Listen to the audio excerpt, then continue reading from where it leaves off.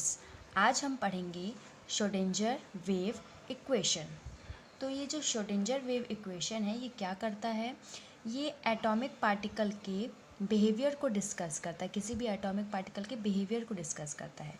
और Schrödinger wave equation जो होता है वो दो तरह के होते हैं, एक होता है टाइम डिपेंडेंट श्रोडिंजर इक्वेशन और एक होता है time independent Schrödinger wave equation. तो आज हम सिर्फ एक ही कवर करेंगे टॉपिक जो है Schrödinger time dependent wave equation. ठीक है, तो इसके लिए सबसे पहले हमको क्या कंसीडर करना पड़ेगा, पार्टिकल का मास कंसीडर करना पड़ेगा। तो चलिए हम लिख लेते हैं, consider a particle of mass, consider a particle of mass m। ठीक है, क्या किया हमने, पार्टिकल के मास को कंसीडर किया, जो कि हमने क्या लिखा है, m लिखा है, which moving in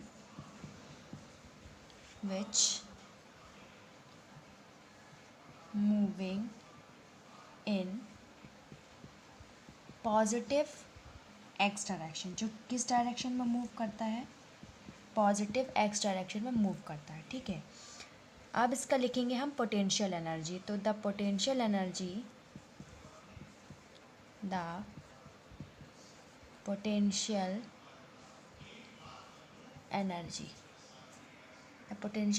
of the particle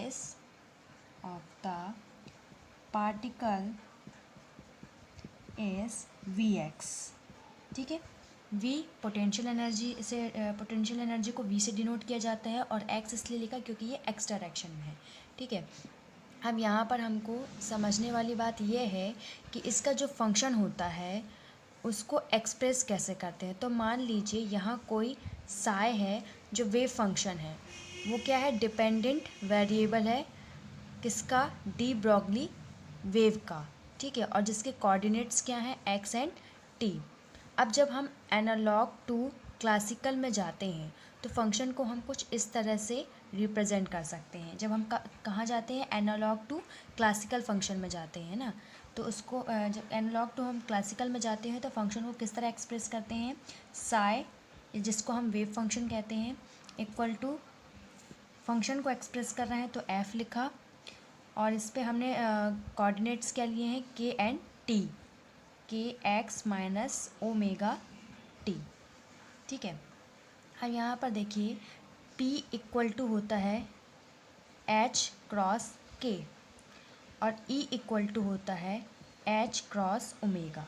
ठीक है, अब यहाँ पर ये जो P है इसको कहा जाता है मोमेंटम ऑफ द पार्टिकल और E जो है ये है एनर्जी ऑफ द पार्टिकल, और यहाँ पर जो H क्रॉस होता है ये प्लांक कांस्टेंट होता है। ठीक है, अब क्या करना है हमको, इसमें P और E की वैल्यू इसमें पुट करना है। ठीक है, तो यहाँ पर जब हम P की वैल्यू और E की वैल्यू पुट करेंगे तो यहाँ आएगा साई इक्वल टू, यहाँ पर लिख देंगे हम F P x minus E T upon H cross, और यहाँ दे देंगे इक्वेशन 1। ठीक है, ये क्या है, P is a momentum of the particle and E is a energy of the particle which is always constant, जो कि हमेशा क्या रहता है, कांस्टेंट रहता है। P और E की वैल्यू को हमने कहाँ पर रखा, यहाँ पर रखा। ये कैसे निकाला ये भी मैं आपको बता देती हूँ। जैसे यहाँ दिया है kx, तो यहाँ देखिए हमको क्या निकालनी है, k की वैल्यू, यहाँ kx दिया, यहाँ हमको k की वैल्यू निकालनी है। तो यहाँ पर अगर P equal to h cross k दिया है तो P अपॉन एच क्रॉस, ये k की वैल्यू आ गई, और k की वैल्यू इसमें पुट कर देंगे तो क्या हो जाएगा, पी एक्स एच क्रॉस। अब जैसे यहाँ पर E दिया है, E equal to h cross omega, तो अपन को किसकी निकालनी है, यहाँ पर ओमेगा की, तो यहाँ पर E upon H cross equal to omega, और इसमें पुट कर देंगे तो हमारी क्या निकल आएगी, इक्वेशन 1 निकल आएगी। तो इसका मतलब पोटेंशियल एनर्जी जो है वो डिपेंड करेगा पोजीशन x और टाइम t पर। अब अगर हम इसके एक्सपोनेंशियल फॉर्म में लिखें तो ये कुछ इस तरह से लिखेगा। अब हम इसका क्या लिखेंगे, एक्सपोनेंशियल फॉर्म लिखेंगे। ठीक है, तो वो कुछ इस तरह से, हम इसको एक्सपोनेंशियल फॉर्म में जब लिखेंगे तो ये कुछ इस तरह से होगा, psi equal to A E i bracket में आ जाएगा p x minus E T H cross, इसको हम ले लेंगे इक्वेशन 2। अब यहाँ पर हम लिखेंगे we assume that the energy E and momentum P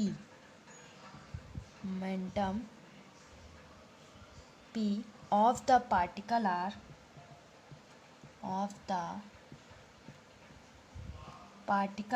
constant। ठीक है, यहाँ पर हमको एज्यूम करना है जो एनर्जी E है और मोमेंटम P है पार्टिकल का, वो क्या है, कांस्टेंट है। तो यहाँ पर हम क्या करेंगे, डिफ्रेंशिएटिंग करेंगे,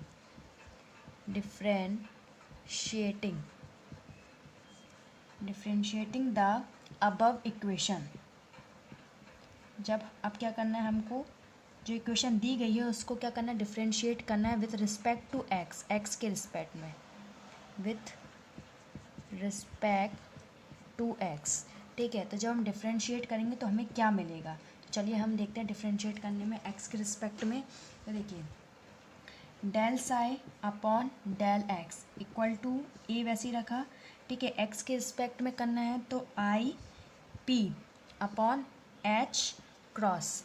ठीक है, बाकी का वैसे ही रहेगा E I P x minus E T और एच क्रॉस। ठीक है, अब आपने जो इक्वेशन 1 लिखा था, हाँ, अब देखिए यहाँ पर अपन ने क्या किया, वो इक्वेशन 1 था, ये इक्वेशन 2 था। अब यहाँ पर क्या करेंगे, I P upon H cross अलग कर देंगे, A E I P x minus E T upon H cross, ये लिख दिया। ठीक है, अब यहाँ पर आपने जो इक्वेशन 2 देखा था, ठीक है, इक्वेशन 2 किसके बराबर, ये जो है इक्वेशन 2 के बराबर है, तो इसको हम लिख देंगे i P upon H cross psi. ठीक है, ये आ गया मैं, del psi upon del x. अब इस फॉर्म को हम क्या करेंगे, इस फॉर्म को अब हम रीअरेंज करेंगे, कैसे, del psi upon del x equal to i P upon H cross. ठीक है, psi into i into i. अब हम जानते हैं आई इंटू आई कितना होता है, -1 होता है, तो यहाँ पर हम निकाल लेंगे पी साई की वैल्यू, तो पी साई की वैल्यू आ जाएगी minus i h cross del psi upon del x, equation 3, ये हमारी निकल गई पी साई की वैल्यू। ये अब हम फिर से डिफ्रेंशिएटिंग करेंगे इक्वेशन 2 को, लेकिन विथ रिस्पेक्ट टू टी। पहले हमने किया था किसके रिस्पेक्ट में, एक्स के रिस्पेक्ट में, अब हम करेंगे टी के रिस्पेक्ट में। तो differentiating the equation 2 with respect to t, then we get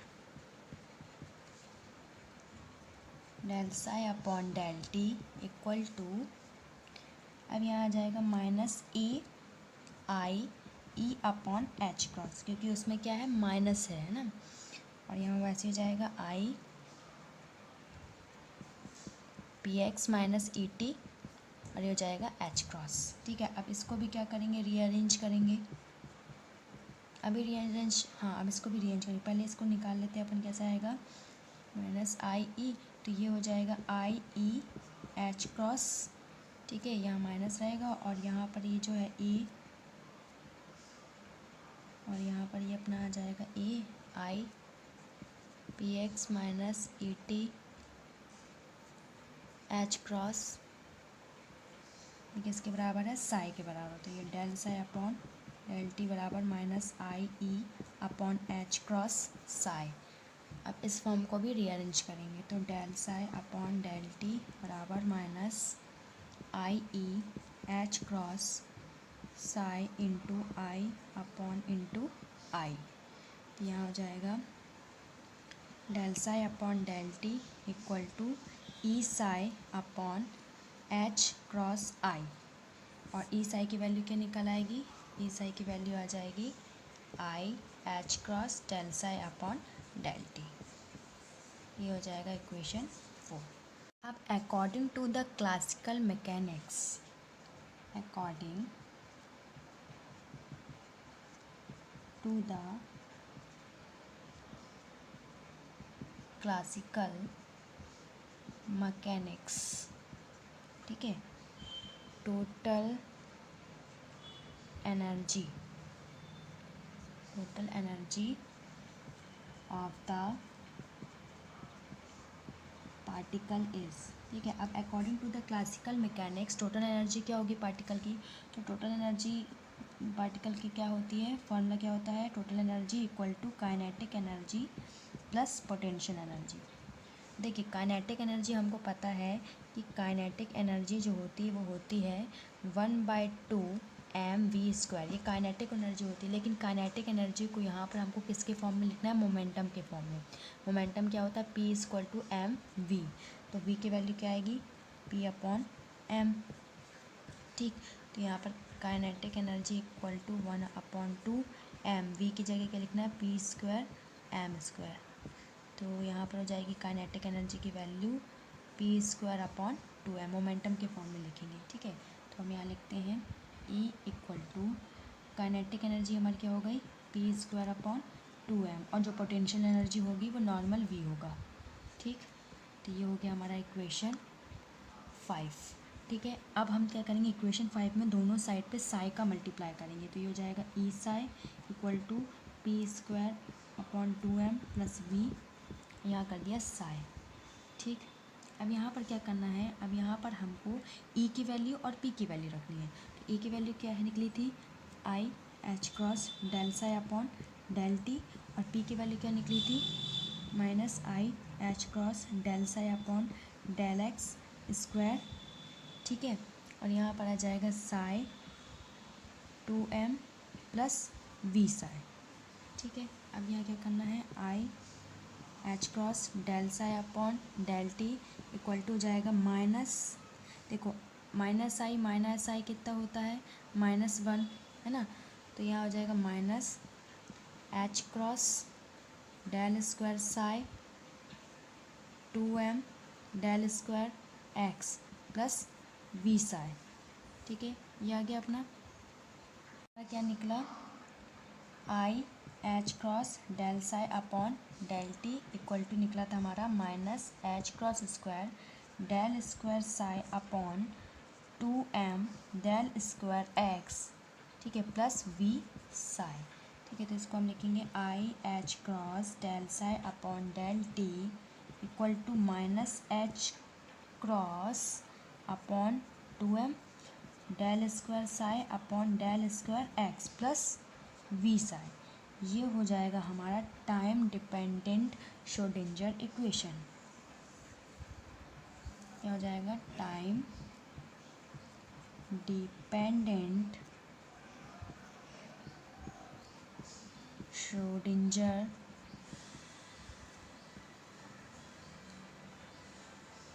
Schrodinger equation, ठीक है। लेकिन time dependent Schrodinger wave equation in one dimensional,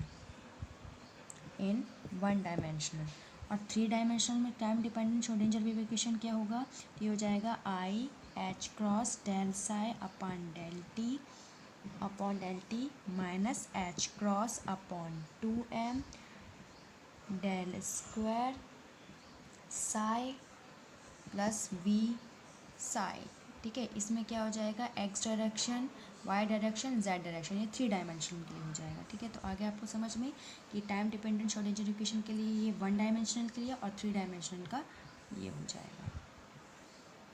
अगर आपको मेरा वीडियो अच्छा लगा है तो प्लीज़ लाइक करें एंड सब्सक्राइब करें।